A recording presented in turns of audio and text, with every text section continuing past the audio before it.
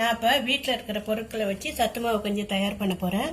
First வெள்ளைச்சோளம் 200 gram, கம்பு 200 gram, திணை அரிசி 200 கிராம், சம்பா கோதுமை குருணை 200 கிராம், மஞ்சள் சோளம் அந்த குருணை 200 கிராம், பொட்டுக்கடலை 150 கிராம், பிஸ்தா, பாதாம், முந்திரி 10 கிராம், ஏலக்காய் 20 நம்பர்.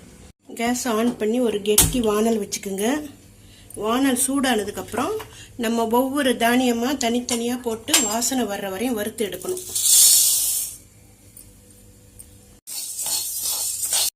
இந்த வெள்ளைச்சோளம் வந்து பாப்கார்ன் மாதிரியே வெடிக்கும்.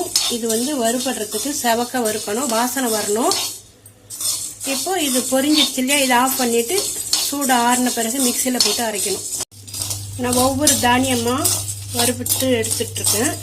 இப்போ கடைசியாக மக்காச்சோள குருணை போட்டிருக்கேன்னா அது நல்லா செவக்க வாசனை வரும் வரையும் வறுத்த பிறகு